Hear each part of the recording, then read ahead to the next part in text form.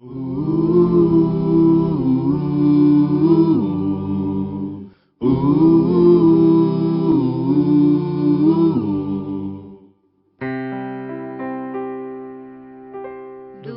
teu falar,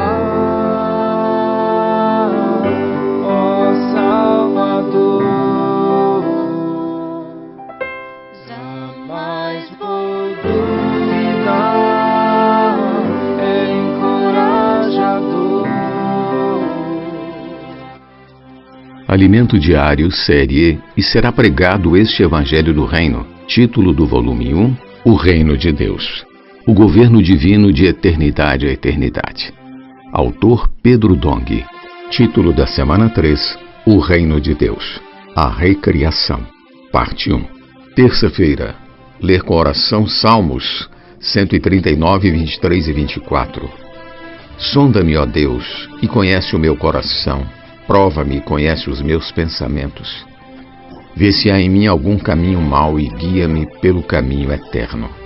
O Behemote e o Leviatã que habitam em nós. Deus domina sobre todas as coisas, porque antes de criá-las, Ele já existia. Deus é a própria realidade do universo e criou todas as coisas a partir do nada. Portanto, uma vez que tudo partiu dele, é Ele quem governa. Tudo está na esfera de seu reino. É sob essa perspectiva que o Evangelho de Mateus é exposto.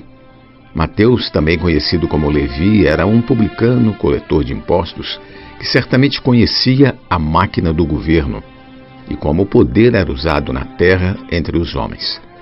Além disso, ele viu que o reino dos céus precisa dominar a terra, a qual foi usurpada e corrompida por Satanás, trazendo caos e confusão.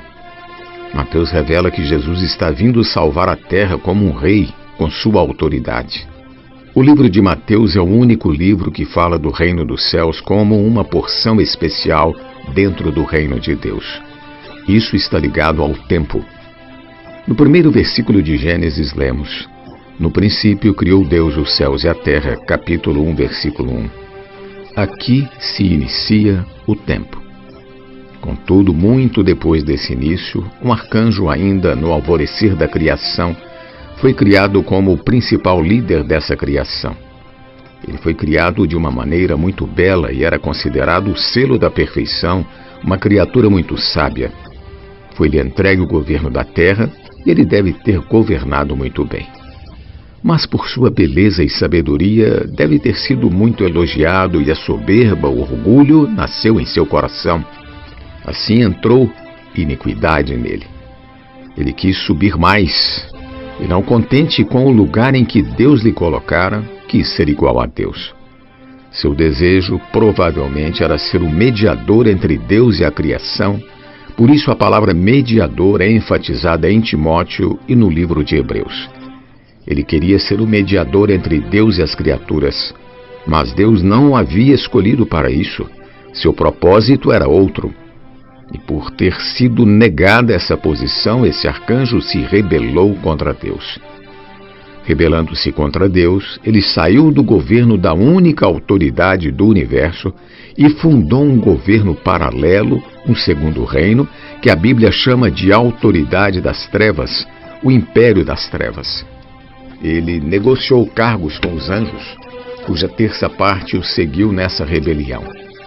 Aqueles que não tinham uma posição privilegiada na administração de Deus, que ambicionavam galgar posições, não contentes com o lugar onde Deus os havia colocado, seguiram Satanás em suas negociatas, em seu comércio. Que estejamos alertas, pois isso também pode ocorrer conosco. No livro de Jó, Satanás mostra sua intenção. Veja o que diz o capítulo 1, versículo 6. Num dia em que os filhos de Deus vieram apresentar-se perante o Senhor, veio também Satanás entre eles. Veja como Deus é grande. Ele ainda tolerou que Satanás participasse da assembleia que ele convocou para os principais anjos. No capítulo 1 do livro de Jó, quando Deus fala sobre Jó, vemos um pouco mais sobre quem é Satanás. É como se Satanás dissesse que Deus não conhece o homem e alegasse que Jó só tinha esse comportamento justo porque Deus o havia abençoado. Em seguida, Satanás prossegue: estende, porém, a mão e toca-lhe em tudo quanto tem, e verás se não blasfema contra ti na tua face. Disse o Senhor a Satanás: eis que tudo quanto ele tem está em seu poder. Somente contra ele não estendas a mão. E Satanás saiu da presença do Senhor. Versículos 11 e 12. Depois disso, Satanás tirou de Jó seus bens, e mesmo assim, ele não blasfemou contra Deus. Vejamos ainda a continuação do diálogo entre Deus e Satanás a respeito de Jó. Perguntou o Senhor a Satanás: observaste o meu servo Jó? Porque ninguém há na terra semelhante a ele, homem íntegro e reto, temente a Deus e que se desvia do mal. Ele conserva a sua integridade, embora me incitasse contra ele para o consumir sem causa. Então Satanás respondeu ao Senhor: pele por pele, e tudo quanto o homem tem dará pela sua vida. Estende, porém, a mão, toca-lhe nos ossos e na carne, e verás se não blasfema contra ti na tua face.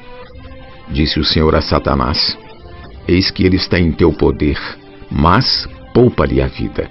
Capítulo 2, versículos 3 ao 6 do livro de Jó. Assim sucedeu que Satanás encheu Jó de feridas e chagas purulentas por todo o corpo.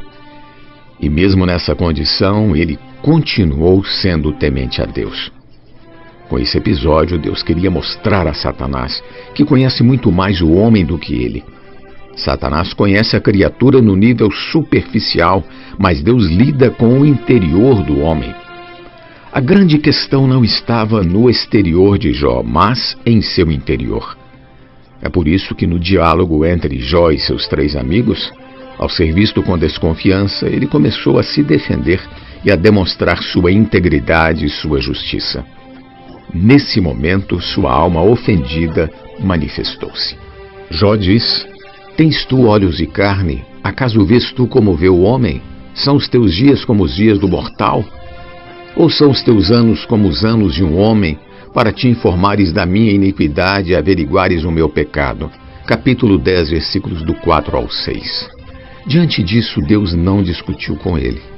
Mas no final do livro de Jó, mostrou que este podia ser religioso, justo, reto e íntegro, mas não sabia que dentro dele havia 2 animais terríveis implantados por Satanás na queda do homem. Um desses animais é o hipopótamo chamado Behemoth no idioma original. Esse animal está dentro de nós. Ele é como o lado bom da alma, e o lado bom mata mais do que o lado mau. Na África, o hipopótamo é o animal que mais mata pessoas, não é o crocodilo. Com essas descrições, entendemos que Satanás não conhece o homem como Deus conhece. Deus quer fazer você parar de viver pelo lado bom da alma. O lado bom de sua alma causa danos à igreja e à obra do Senhor. É nessa ocasião, ao querer exercer a bondade natural, que caímos na armadilha de Satanás e outro animal é revelado em nós, o Leviatã. Este representa o lado mau da alma. Ele é feroz. Enquanto o Behemoth se esconde, o Leviatã não se esconde. Muitas vezes somos como Jó, religiosos, justos e íntegros. Nunca fizemos mal a ninguém. Mas esse lado bom pode trazer muito dano a nós e à igreja. Que o Senhor abra nossos olhos, pois quando alguém irrita esse lado bom, ele se torna uma fera, se torna o Leviatã. Enquanto o hipopótamo ou Behemoth nos levar a praticar boas ações, nunca seremos libertos da escravidão da vida da alma. Quando, porém, ele é tocado, ele se torna um Leviatã. Ele era humilde até então, mas de repente se torna um monstro orgulhoso que se defende. Ele se revela mais feroz do que você, pois ele é rei sobre todos os animais orgulhosos. Ele olha com desprezo tudo que é alto. Sobre ele não há autoridade. Ele é a autoridade máxima. Que o Senhor nos livre dessa escravidão da vida da alma. Pergunta de hoje: que animais existem no interior do homem? Por que eles são tão perigosos? Jesus Cristo é o nosso Senhor. Do teu falar, ó Salvador, Jamais vou duvidar, é encorajador. Fiel me faz andar, faz tua glória ver, o mal vem derrotar. Fiel me faz andar, faz tua glória ver, o mal vem derrotar.